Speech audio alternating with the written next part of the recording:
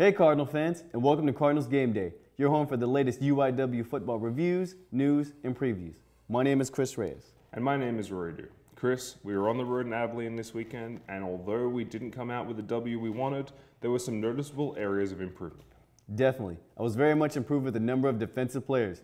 One of those in particular was Daryl Irby. Daryl Irby had 5 total tackles and 1 pass breakup. And you can see here in the film that this is where he got the pass breakup, making solid contact with the wide receiver, dislodging the football away from him. Yeah, and it was also a very good day for the defensive line and the linebackers overall, including number 90, Justin Edwards. You can see here he was playing very aggressively and he made a really good tackle, 1 of his 5.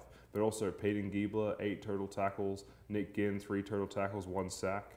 And Nick Ginn also had a rush, which we'll talk about later. But good job by the D-line and linebackers this week. But we are still seeing significant issues in our secondary. Just look at the passing stats for Parker McKenzie. He went 21 for 33 at 329 yards. But most of those yards came on 2 defensive breakdowns for the Cardinals when he seemed to just throw pitch and catch with a wide receiver all alone, strolling into the end zone, getting behind all the defensive secondary. And also another play, you see Cedric Gilbert pretty much catch a ball, if everybody on the secondary had an opportunity to bring him down, just was not able to because it seems like they couldn't get him. Yeah, look, Parker McKenzie had a really good game, as you're saying, 21 33, 329 yards. He has been the offensive player of the week for the Southland Conference twice so far this season, going into the game, and it's not hard to see why. In saying that, as you said, the defensive secondary were definitely enabling that because the D-line and the linebackers played out their skin. Oh, yeah. The Wildcats offense was relying on wide receivers such as Cedric Gilbert. You know, we already saw, looking at the stats here, he went 5 receptions for 92 yards with 1 touchdown. And one of those touchdowns was pretty much just strolling into the end zone. Also, Chase Gilbert, he had 6 receptions for 120 yards and 1 touchdown. So looking at these 2 wide receivers, only not getting 10 catches, but still being able to get close to the century mark and really also catching some touchdown passes. Yeah, and the special teams was, again, by far, the most impressive part of the Cardinals' game plan. Punter kicker Ramon Cotto Jr. was on fire again. He did have his 1 field goal attempt blocked, unfortunately, but that onside kick was beautiful.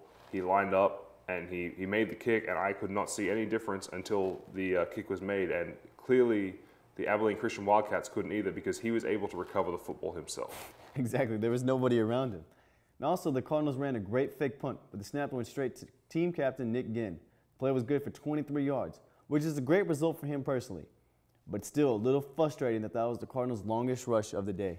Yeah, and there were also some somewhat questionable plays called, especially on a trip to the red zone that resulted in a turnover on a Jordan Selfer pass.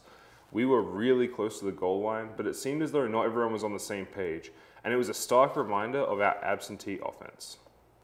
With saying that, Braylon McCullen had his first start at quarterback this week.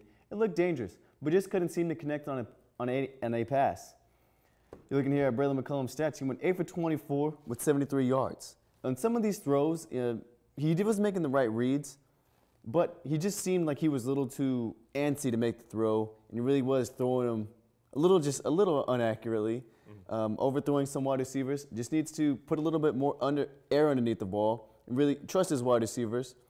Hopefully, with that being his first start and coming in as a freshman, just needs to get used to the speed of the college game, and we'll see improvements when we play this week and also next week versus HBU. Yeah, he made some really good reads, as you said, but unfortunately he was unable to capitalize, which was not helped at all by our running game, or should I say our inherent lack of a running game. Yet again, very disappointing. Joseph Sadler, 3 carries, 27 yards, was the leading rusher. And get this, Junior Sessions and Broderick Reeves, the stalwart workhorses of our football team last year, they combined for 14 rushes and 22 yards. So the cornerstone of our offense in our running game is still missing, and it's really causing us some issues on the offensive side of the ball.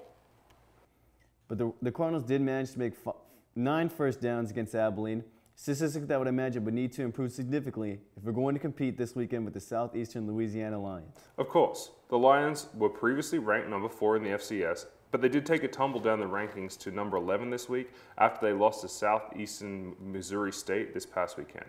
In saying that, they're still going to be a very solid opponent, no doubt.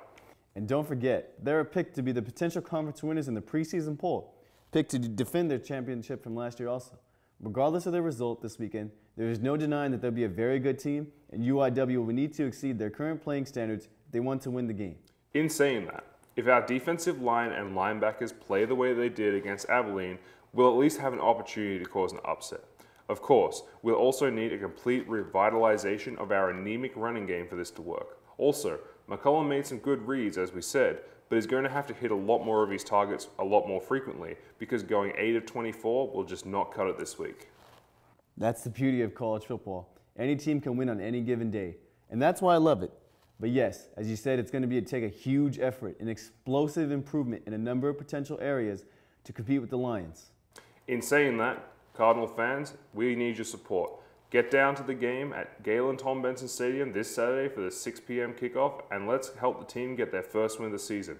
Also, the UIW volleyball team will be hosting their home opener at the McDermott Convocation Center at 2 p.m. that day. Entry to both games is free with the student ID, so let's get down there and bring the noise. Let's make this a huge weekend for the UIW sports. Well, that's all we have time for this week, Cardinals. Be sure to check in next week when we break down the SLU game and look forward to the Cardinals hosting HBU. My name is Chris Reyes. As always, thanks for watching. My name is Rory, and until next time, let's go Cardinals.